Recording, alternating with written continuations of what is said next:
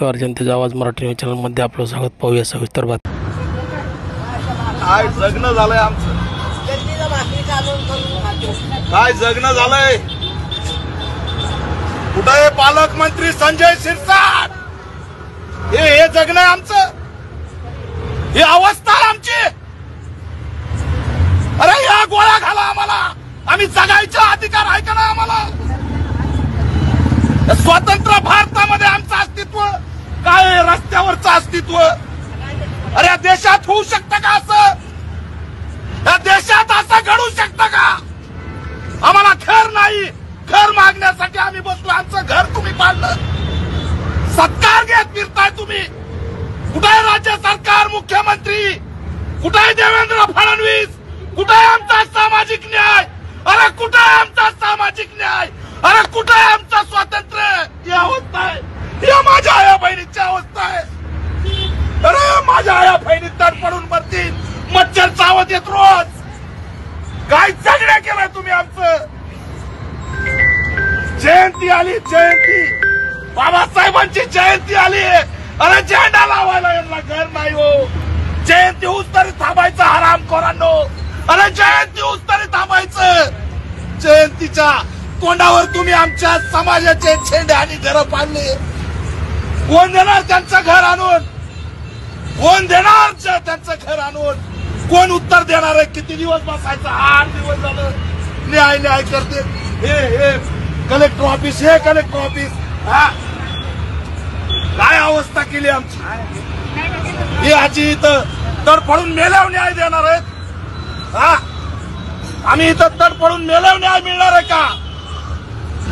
अरे औरंगाबाद आंबेडकरी चळवळीचं केंद्र आहे आणि आमच्या केंद्रामध्ये त्यानंतर गंगाधर गाडेंनी अनेक झोपड्या उभा केल्या, झोपड्या अनेक घरं दिले. आज आम्हाला वाली नाही म्हणून तुम्ही अशी अवस्था करता आमची.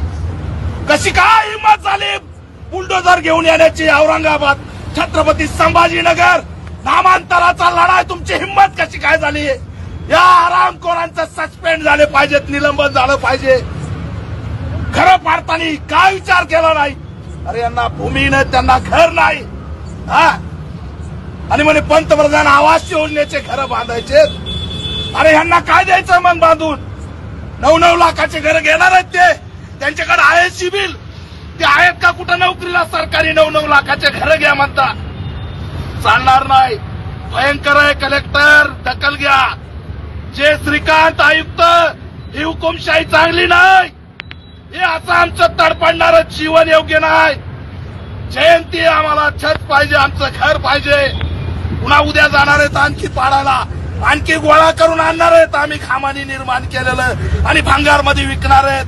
अरे हा उपायुक्त तुम्हाला कळायला पाहिजे. बाबासाहेबांमुळे लाज वाटायला पाहिजे आपल्या समाजाचं छत्र या ठिकाणी काढायला. अरे कुणाकडे जायचं न्याय मागाय.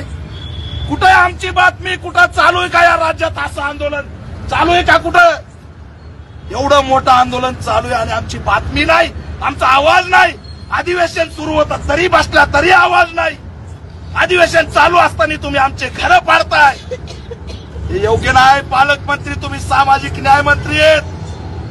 कुठे सामाजिक सबलीकरण, दादासाहेब सबलीकरण, कुठे दादासाहेब सबलीकरण योजना. कुठे जमिनीचा अधिकार.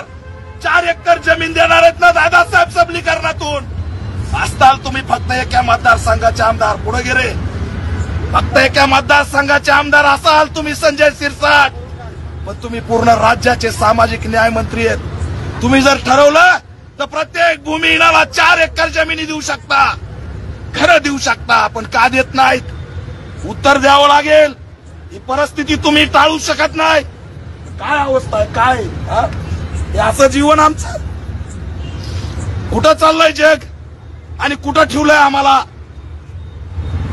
गबरीचं याचं त्याचं भांडण, आणि आमचं भांडण कोण करणार आहे. आमच्या निवाऱ्याचं भांडण कोण करणार आहे. हे योग्य नाही. मुख्यमंत्र्यांनी दखल घ्यावी. आमच्या एकाही आया बहिणीला इथं मच्छर आहेत, वातावरण दूषित आहे. उद्याची उद्या तोडगा काढा. त्यांचं पुनर्वसन करा, नाहीतर त्यांची जयंती सुरू आहे तिथंच त्यांना बसू द्या. पुन्हा जर तिकडे जाण्याचा प्रयत्न केला तर याद राखा, उद्याची उद्या या आया बहिणींचा तोडगा निघाला पाहिजे, नाहीतर राज्यव्यापी लढा दिल्याशिवाय राहणार नाही. आणि यातल्या एकाही आया बहिणीच्या केसाला ढाका लागला, या जिल्हाधिकारी कार्यालय पुढे कुणी तडफडून मेलं तर मात्र तुमची गय नाही, एवढं लक्षात ठेवा. प्यांतर होऊन लढा दिल्याशिवाय आम्ही शांत बसणार नाही हा इशारा देतोय. हे महाराष्ट्राने बघाव. अरे कुठे गेले समाजातले अधिकारी, कुठे गेले उद्योगपती? अरे या इथं या, बघा समाजाची काय दयनीय अवस्था झालीय. जयंतीच्या आपण तयाऱ्या करतोय, वर्गाण्या करतोय, अध्यक्ष नेमलेत, डीजे बुक झालेत, पण आपल्या समाजाला राहायला घर नाही. सगळ्या जाती धर्माचे लोक आहेत तिथं अनेक, त्यांना घर नाहीत, त्यांना निवारा द्या. लक्षात ठेवा, जिल्हाधिकारी आता आम्ही शांत बसणार नाहीत. उद्याची उद्या तोडगा काढा. बुलडोजर घेऊन कोण गेलं ते बेकायदेशीर होतं. पोलीस सोबत नव्हते, महिला अधिकारी सोबत नव्हत्या, तरी महिलांना वडू काढलं. आमच्या दलितांच्या महिलेच्या अंगाला हात का लावला हा प्रश्न मी विचारतोय. त्या हद्दीतल्या ज्या काही पोलीस स्टेशन आहेत त्यांनी तात्काळ गुन्हे दाखल करावेत, अॅट्रॉसिटी दाखल करा, विनयभंग दाखल करा, जे त्याच्यामध्ये कलम लागतील सगळे दाखल करा, पण आम्हाला न्याय मिळाला पाहिजे. अरे जनावरांसारखं तुम्ही आम्हाला घरातून काढून फेकता. झाला ना 14 तळ्याचा सत्याग्रह 20 तारखेला, पाण्यासाठी संघर्ष केला ना, रे आजही आम्हाला माणूस म्हणून जगू देणार.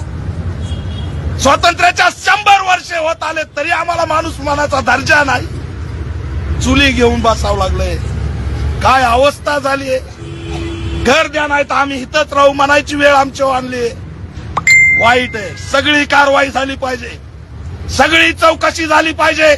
आणि कधी देणार होते पीएम? चॅनलला सबस्क्राईब करा, बेल आयकॉन बटन दाबा, लाईक करा, शेअर करा.